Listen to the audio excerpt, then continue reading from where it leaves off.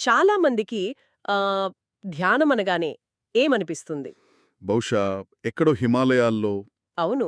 ఒక భిక్షువు కాషాయ వస్త్రాల్లో ప్రశాంతంగా కూర్చున్నట్టు. లేదా మన రోజువారీ జీవితం నుండి ఆ టెన్షన్ల నుండి అవును. ఆఫీస్ టెన్షన్‌లు, ఫ్యామిలీ గొడవల నుంచి ఒక చిన్న బ్రేక్ లాగా. ఒక 10 నిమిషాలు అంతే. అవును. ఈ గోలంతా కాసేపు ఆగిపోతే బాగుండు అనిపిస్తుంది.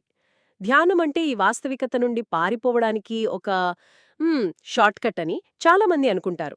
కానీ ఈరోజు మనం విశ్లేషించబోయే ఆధారం ఈ ఆలోచనను పూర్తిగా తలకిందులు చేస్తోంది. అవును. ధ్యానమనేది వాస్తవికత నుండి పారిపోవడం కాదు. నిజానికి వాస్తవికతలోకి దూసుకు వెళ్ళడం అని చెప్తోంది. అంటే మనం దేనినైతే తప్పించుకోవాలని చూస్తున్నామో సరిగ్గా దాని మధ్యలోకి తీసుకెళ్తోందనమాట. అసలు దీని వెనక్కున్న మ్యాటరేంటో చూద్దాం. మీరు చెప్పింది చాలా మందికి అనుభవమే. నిజంగా ప్రశాంతత కోసమని కళ్ళు మూసుకుని కూర్చుంటే అప్పటిదాకా లేని ఆలోచనలన్నీ ఒక్కసారిగా వచ్చేస్తాయి. వచ్చేస్తాయి. ఆఫీస్లో జరిగిన గొడవ, రేపు చేయాల్సిన పని, 10 ఏళ్ల క్రితం ఎవరో అన్న మాట అన్నీ. అవును. దీంతో చాలామంది అయ్యో నా మనసు అస్సలు కంట్రోల్లో లేదు, నేను ధ్యానానికి పనికి రాను అనుకుని మధ్యలోనే వదిలేస్తారు. నిజమే. కాని ఆధారం ఏం చెబుతుందంటే ఆ గందరగోళాన్ని చూడకమే మొదటి అడుగు. అది వైఫల్యం కాదు, ప్రక్రియలో ఒక భాగం. ఓకే. అయితే అక్కడే మొదలు పెడదాం. సోర్స్‌లో ఒక కీలకమైన వాక్యం ఉంది. ధ్యానం వాస్తవికత నుండి పారిపోవడం కాదు. అది వాస్తవికతలోకి దూసుకు వెళ్లడం. అవును. ఆ మాట వినడానికే చాలా పవర్ఫుల్గా ఉంది. అంటే మనం శాంతి కోసం వెళితే అది మన లోపలున్న యుద్ధాన్ని చూపిస్తుందన్నమాట. ఖచ్చితంగా. ఈ కాన్సెప్ట్ని ఆధారం ఏమంటోందంటే తీవ్రమైన నిజాయితీ, తీవ్రమైన నిజాయితీ. Radical honesty. అవును. అంటే మనల్ని మనం ఎలాంటి ఫిల్టర్లు లేకుండా ఉన్నది ఉన్నట్లుగా చూసుకోవడం. ఓకే. మన రోజులో మన గురించి మనకెన్నో కథలు చెప్పుకుంటాం కదా. అవును. నేను చాలా ప్రశాంతమైన వ్యక్తిని అని, నాకస్సలు కోపం రాదు అని.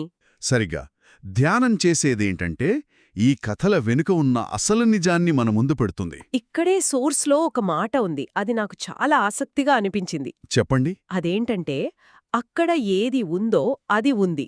మీరు ఎవరో వారే. మరియు మీ బలహీనతలు, ప్రేరణల గురించి మీకు మీరు చెప్పుకునే మర్యాదాపూర్వక చిన్న అబద్ధాలు మిమ్మల్ని భ్రమ అనే చక్రానికి మరింత గట్టిగా బంధిస్తాయి. ఆ పదం మర్యాదాపూర్వక చిన్నాబద్దాలు. చాలా బావుంది కదా! దీనికొక ఉదాహరణ ఇస్తారా? తప్పకుండా. ఇది మనందరికీ తెలిసిన విషయమే. ఉదాహరణకు మన స్నేహితుడు మనకంటే మంచి ఉద్యోగం సంపాదించాడనుకుందాం. సరే. పైకి మనం కంగ్రాట్స్ మిత్రమా, చాలా సంతోషంగా ఉంది అని చెబుతాం. అవును. చెప్తాం. మనకు మనం కూడా నేను వాడి విజయాన్ని చూసి సంతోషిస్తున్నాను అని చెప్పుకుంటాం. కానీ లోపల ఎక్కడో ఒక చిన్న అసూయ. కరెక్ట్, ఒక చిన్న అభద్రతాభావం ఉంటుంది. వాడు నాకంటే ముందుకు వెళ్ళిపోతున్నాడా అనే ఆలోచన. కానీ మనం ఆ ఫీలింగ్‌ను ఒప్పుకోడానికి ఇష్టపడం. అస్సలు ఇష్టపడం. దాన్ని అంగీకరించడం మనకు మనమే తక్కువ చేసుకున్నట్లు అనిపిస్తుంది. దాంతో దానిమీద నేను సంతోషంగానే ఉన్నాను అనే ఒక మర్యాదపూర్వకమైన అబద్ధాన్ని కప్పుతాం. ఓకే. విపశ్యన ధ్యానం చేసేది ఏమిటంటే ఆ కప్పిపుచ్చిన అసూయను కూడా మనకు చూపిస్తుంది. చూడు, ఇక్కడ కొంచెం అసూయ కూడా ఉంది అని చెబుతుంది. అంటే మనం చూడటానికి ఇష్టపడని మన చీకటి కోణాలను కూడా బయటకు తెస్తుందన్నమాట. అవును. మరి ఇలా మన లోపలున్న వాస్తవికతను, మన బలహీనతలను చూడటం మొదట్లో చాలా ఇబ్బందిగా ఉంటుంది కదా. చాలా ఇబ్బందిగా ఉంటుంది. అలా చూడటం వల్ల అసలు ప్రయోజనమేంటి? ఆధారం ప్రకారం దీనివల్ల కొన్ని ముఖ్యమైన మార్పులొస్తాయి. అందులో మొదటిది బాధ యొక్క అడ్డంకిని ఛేదించడం. Piercing the pain barrier. అవును. ఈ మాట వినడానికే కొంచెం తీవ్రంగా ఉంది. ఉంది. సాధారణంగా మనకేదైనా నొప్పి అంటే శారీరకంగా గాని మానసికంగా గాని కలిగినప్పుడు మన మొదటి రియాక్షన్ ఏంటి? దాని నుంచి పారిపోవడం. అవును, వెంటనే ఫోన్ తీసుకుని సోషల్ మీడియా చూడటం లేదా టీవీ పెట్టటం, ఏదో ఒకటి చేసి ఆ నొప్పి నుంచి మన దృష్టిని మరల్చాలని చూస్తాం. నిజమే. కానీ ధ్యానంలో మనం ఖచ్చితంగా దీనికి వ్యతిరేకం చేస్తాం. ఆ అసౌకర్యంతో కూర్చుని దాన్ని గమనిస్తాం. గమనించడమా? ఉదాహరణకు మోకాళ్ళ నొప్పి వస్తే అయ్యో నొప్పి అని కంగారు పడకుండా ఆ నొప్పి ఎలా ఉంది, మంటగా ఉందా, సూదితో గుచ్చినట్లుందా అని ఒక సైంటిస్ట్ లాగా పరిశీలిస్తాం. సరిగ్గా. అలా పరిశీలించడం వల్ల ఏమవుతుంది? నొప్పి తగ్గిపోతుందా? వెంటనే తగ్గకపోవచ్చు, కాని ఒక అద్భుతం జరుగుతుంది. ఏంటది? మనం దేన్నైతే నొప్పి అనే ఒకే ఒక పెద్ద పదంతో పిలుస్తున్నామో అది నిజానికి కొన్ని శారీరక అనుభూతుల కలయిక అని అర్థమవుతుంది. ఆ అనుభూతికి మనం అతిగా స్పందించడం. దాని గురించి కథలల్లడం, ఈ నొప్పి ఎప్పటికీ తగ్గదేమో అని. అవును, నాకే ఎందుకిలా జరుగుతోంది అని. ఇవన్నీ ఆపేసినప్పుడు దాని తీవ్రత తగ్గుతుంది. ఆ బాధ మనల్ని నియంత్రించే శక్తిని కోల్పోతుంది. ఓ అంటే బాధ యొక్క అడ్డంకిని ఛేదించడం అంటే ఇది మానసిక బాధకు కూడా వర్తిస్తుంది. అంటే మనల్ని మనం నియంత్రించుకోవాలనే ప్రయత్నాన్ని వదిలేయడం అన్నమాట. ఇది ఆధారం చెప్పిన నియంత్రణ అనే భ్రమ, ఇల్యూజన్ ఆఫ్ కంట్రోల్ అనే అంశానికి దగ్గరగా ఉంది కదా. చాలా దగ్గరగా ఉంది. మనం ఒక నిర్దిష్ట ఇమేజ్ను, ఒక ఆత్మ చిత్రాన్ని కాపాడుకోవడానికి ఎంత కష్టపడతాం. నేనెప్పుడు కాన్ఫిడెంట్గా కనిపించాలి, నేనెప్పుడు ప్రశాంతంగా ఉండాలి అని. సరిగ్గా అదే పాయింట్. మనందరికీ మన గురించి మనకో కథ ఉంటుంది, నేను ఫలానా అని. అవును. ఆ కథను కాపాడుకోవడానికి విపరీతమైన శక్తిని ఖర్చేస్తాం. మనలో కోపం, అసూయ, భయం లాంటివి సహజంగానే ఉన్నా వాటిని మన కథకు సరిపోవని బయటకు నెట్టేస్తాం. అవును. విపశ్యన ఏం చేస్తుందంటే ఈ కథను, ఈ భ్రమను పక్కకు జరిపి మన అసలు ప్రేరణలు ఏమిటో మనకు స్పష్టంగా చూపిస్తుంది. అంటే చూడు, నీలో కోపం కూడా ఉంది, నీలో భయం కూడా ఉంది, అవి కూడా నీలో భాగమే అని చెబుతుంది. ఇది మొదట్లో మన అహంకి పెద్ద దెబ్బలా అనిపించవచ్చు. అనిపిస్తుంది. కానీ మనల్ని మనం సంపూర్ణంగా అంగీకరించడమే నిజమైన ఎదుగుదలకు ఏకైక మార్గం. ఇక్కడే నాకొక సందేహం వస్తోంది. ఆధారం ప్రఖ్యాత మనస్తత్వవేత్త కార్ల్ రాజర్స్ చెప్పిన ఒక మాటను ప్రస్తావిస్తుంది. నన్ను నేను ఉన్నది ఉన్నట్లుగా అంగీకరించినప్పుడు నేను మారగలను. అవును.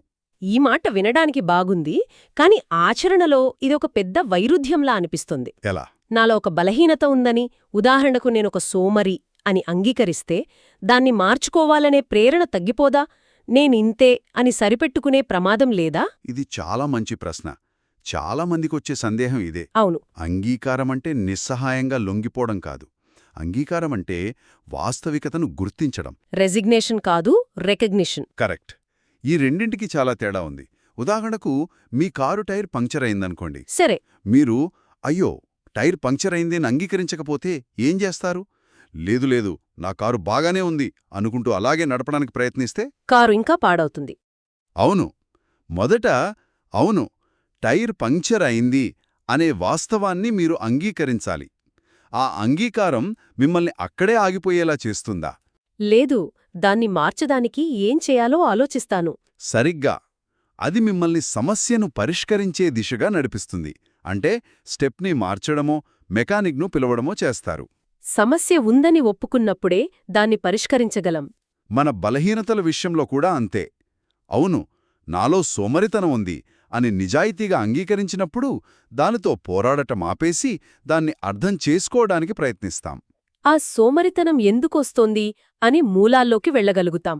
అవును, భయం వల్ల, స్పష్టత లేకపోవడం వల్ల అని. అప్పుడు మార్పు అనేది బలవంతంగా కాకుండా సహజంగా వస్తుంది. అంగీకారం మార్పుకు పునాది, అడ్డంకి కాదు. వావ్!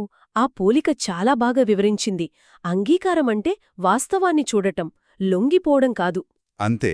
ఓకే, ఈ సంక్లిష్టమైన విషయాన్ని ఇంకా సులభంగా అర్థం చేసుకోవడానికి ఆధారం ఒక అద్భుతమైన పోలికనుచ్చింది.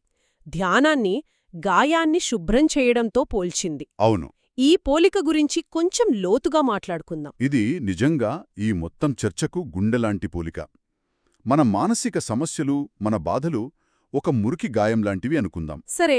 ఇప్పుడు మన ముందు 2 దారులున్నాయి. మొదటి దారి వాస్తవికత నుండి పారిపోవడం. అంటే ఇది ఆ మురికి గాయం మీద దాని శుభ్రం చెయ్యకుండానే ఒక అందమైన, ఖరీదైన బ్యాండేజ్ కట్టడం లాంటిది. ఓ ఓకే. పైకి చూడ్డానికి అంత పర్ఫెక్ట్గా ఉంటుంది. ఉంటుంది. గాయం కనిపించదు, నొప్పి కూడా తాత్కాలికంగా తగ్గినట్లు అనిపించవచ్చు. మన సమస్యలను పట్టించుకోకుండా సినిమాలు చూస్తూ, పార్టీలకు వెళ్తూ మనల్ని మనం బిజీగా ఉంచుకోవడం లాంటిది. అవును. కాని లోకల ఆ గాయం అలాగే ఉంటుంది. పైలా మురికి వల్ల ఇన్ఫెక్షన్ ఇంకా పెరిగే ప్రమాదముంది కదా. ఖచ్చితంగా. పైకి అంతా బాగున్నట్లే కనిపిస్తుంది గాని లోపల సమస్య మరింత పెద్దదవుతుంది. సరే, మరి రెండో దారి? ఇక రెండో దారి ధ్యానం చేయడం. అంటే వాస్తవాన్ని ఎదుర్కోవడం. ఇది ఆ బ్యాండేజ్ను తీసివేసి గాయాన్ని స్పష్టంగా చూడటం లాంటిది. అది ఎంత మురికిగా ఉందో, ఎంత లోతుగా ఉందో నిజాయితీగా చూడటం. అవును. ఆ తర్వాత యాంటీసెప్టిక్ వేసి దాన్ని శుభ్రం చేయడం. ఆ శుభ్రం చేసే ప్రక్రియ చాలా బాధాకరంగా ఉంటుంది. యాంటీసెప్టిక్ వేస్తే మంట పుడుతుంది. పుడుతుంది. కన్నీళ్లు కూడా రావచ్చు. కాని ఆ నొప్పిని భరించి శుభ్రం చేస్తేనే ఆ గాయం నిజంగా మానగలదు. ధ్యానం కూడా అంతే. అవును, అది మనలోని మానసిక గాయాలను, అణచివేసిన భావోద్వేగాలను మనకు స్పష్టంగా చూపిస్తుంది. ఆ ప్రక్రియ అసౌకర్యంగా ఉన్నా అదే నిజమైన స్వస్థతకు ఏకైక మార్గం. ఈ గాయం పోలిక ఆలోచింపజేస్తోంది. అంటే నేను ఒక కష్టమైన సంభాషణను, ఉదాహరణకు నా బాస్తో జీతం గురించి మాట్లాడటాన్ని వాయిదా వేస్తున్నానంటే నేను గాయం మీద బ్యాండేడేస్తున్నానన్నమాట. అవును, ఆ ఆలోచన రాగానే ఫోన్ చూస్తూ వేరే పనుల్లో పడిపోతాను. పైకి ప్రశాంతంగా ఉన్నా లోపల ఆ ఆందోళన పెరుగుతూనే ఉంటుంది. సరిగ్గా అదే. ధ్యానమేం చేస్తుందంటే, సరే, ఈ సంభాషణను వాయిదా వేయడానికి కారణమేంటి, లోపల ఉన్న అసలు భయమేంటి అని ప్రశ్నించుకునేలా చేస్తుంది. తిరస్కరణ భయమా, లేదా తక్కువ చేసి చూస్తారనే భయమా అని. అవును, ఆ భయాన్ని సూటిగా చూసినప్పుడు దాని శక్తి సగం తగ్గిపోతుంది. అప్పుడు ఆ సంభాషణ చేయడానికి కావలసిన ధైర్యం వస్తుంది. సరే, ఇదంతా సిద్ధాంతపరంగా చాలా స్పష్టంగా ఉంది. మరి ఆచరణలో ఎలా? మ్మ్. ధ్యానంలో కూర్చున్నప్పుడు మనస్సు వేల దారుల్లో పరిగెడుతుంది. ఆ క్షణంలో ఈ తీవ్రమైన నిజాయితీని ఎలా పాటించాలి? ఆధారం దీనికేదైనా ప్రాక్టికల్ సలహా ఇస్తోందా? అవును, ఇస్తోంది. ఇది చాలా ముఖ్యమైన ప్రశ్న. సరే, ఒక ఉదాహరణ తీసుకుందాం. మీరు ధ్యానంలో కూర్చున్నారు. ఉన్నట్టుండి మనసులోకి ఒక ఆలోచన వచ్చింది. చెప్పండి. రేపు ఆఫీస్లో ఇవ్వాల్సిన ప్రెజెంటేషన్ నేను సరిగ్గా ఇవ్వలేనేమో, అందరి ముందు అవమానం జరుగుతుందేమో. అయ్యో, వెంటనే గుండె వేగంగా కొట్టుకోవడం మొదలవుతుంది. కడుపులో కంగారు. అవును, సాధారణంగా మనస్సు ఏం చేస్తుంది? వెంటనే లేదు నేను బాగానే చేస్తాను అనే దాన్ని అణిచివేయడానికి ప్రయత్నిస్తుంది. అవును, కరెక్ట్. ఆ చెడ్డ ఫీలింగ్ను వెంటనే తరిమికొట్టాలని చూస్తాం. ఆధారం ఏం చెప్తోందంటే, ఆ సమయంలో మనం చేయాల్సింది పోరాడటం కాదు, నెమ్మదిగా మనల్ని మనం ఒకే ఒక్క ప్రశ్న వేసుకోవాలి. అదేమిటి? ప్రస్తుతం ఇక్కడ వాస్తవంగా ఏముంది? ప్రస్తుతం ఇక్కడ వాస్తవంగా ఏముంది? What is actually here right now? Okay, ఈ ప్రశ్న వేసుకుంటే ఏమవుతుంది? ఈ ప్రశ్న ఒక టార్చ్ లైట్ లాంటిది. ఇది భవిష్యత్తు గురించి మీరు అల్లుతున్న కథల నుండి మిమ్మల్ని బయటకు లాగి వర్తమానంలో నిలబెడుతుంది. ఓకే. మీరు ఆ ప్రశ్నకు సమాధానం చెప్పడానికి ప్రయత్నించినప్పుడు జవాబు ఇలా ఉంటుంది: ఓకే, నా మనస్సులో భవిష్యత్తుకు సంబంధించిన ఒక భయంకరమైన ఆలోచనుంది. నా గుండె వేగంగా కొట్టుకుంటోంది, నా అరచేతులు చెమట పడుతున్నాయి. అంతే. అంతే. ఇక్కడ నేను ఫెయిలవుతాను అనేది నిజం కాదు, అది కేవలం ఒక ఆలోచన. గుండె వేగంగా కొట్టుకోవడం అనేది ఒక శారీరక అనుభూతి. ఈ ప్రశ్న ఆ ఆలోచనను, ఆ అనుభూతిని మంచివి చెడ్డవి అని తీర్పు చెప్పకుండా ఉన్నది ఉన్నట్లుగా గమనించేలా చేస్తుంది. దాన్ని మార్చడానికి ప్రయత్నించకుండా దానితో ఉండటానికి అనుమతిస్తుంది. ఓకే. అలా చేసినప్పుడు ఆ భయమనే పెద్ద అల నెమ్మదిగా తీరాన్ని తాకి వెనక్కి వెళ్ళిపోతుంది. అంటే ఆ భావోద్వేగంతో యుద్ధం చెయ్యకుండా దానికి చోటివ్వడమన్నమాట. ఇది వినడానికి సులభంగా ఉన్నా ఆచరణలో చాలా సాధన అవసరమనుకుంటా. చాలా అవసరం. మొత్తానికి ఈరోజు చర్చ యొక్క సారాంశం ఒక్కటే: ధ్యానమనేది కళ్ళు మూసుకుని మన సమస్యల నుండి పారిపోయే ఒక సులభమైన మార్గం కాదు. కాదు. అది కళ్ళు తెరిచి మనల్ని మనం, మన లోపలున్న మనిషిని, చెడును, వెలుగును, చీకటిని అన్నింటినీ ఉన్నది ఉన్నట్లుగా చూసుకునే ఒక ధైర్యమైన ప్రక్రియ. ఖచ్చితంగా. ఇది వాస్తవికత నుండి పారిపోవడం కాదు, వాస్తవికతను మరింత స్పష్టంగా, లోతుగా అర్థం చేసుకునే ప్రక్రియ. అవును. ఇది మనల్ని మనం నిజాయితీగా అంగీకరించడానికి, ఆ అంగీకారం నుండే నిజమైన మార్పును సాధించడానికి ఒక శక్తివంతమైన సాధనం. మరి ఈ చర్చ ముగించే ముందు వినేవారికి మీరొక ఆలోచనను వదిలివెళతారా? తప్పకుండా. ఈరోజు మనకు మనం చెప్పుకునే మర్యాదపూర్వక చిన్న అబద్ధాల గురించి మాట్లాడుకున్నాం. అవును. ధ్యానంలో కూర్చున్నప్పుడు మన మనసు మనల్ని ఎలా మోసం చేస్తుందో చూశాం. అయితే ఈ ఆలోచనను ధ్యానం నుండి మన రోజువారీ జీవితంలోకి తీసుకువద్దాం. మంచి ఆలోచన. మన పనిలో, మన స్నేహితులతో, మన కుటుంబ సభ్యులతో, మన సంబంధాలలో నిజాయితీగా ఉండకుండా మనను మోసం చేసుకోవడానికి ఉపయోగించే ఇలాంటి ఇతర అబద్ధాలేమైనా ఉన్నాయేమో ఒక్కసారి ఆలోచిద్దాం. బహుశా ఆ చిన్న అబద్ధాలను గుర్తించడమే మన జీవితంలో మరింత వాస్తవికంగా, మరింత స్వేచ్ఛగా బ్రతకడానికి మొదటి అడుగు కావచ్చు.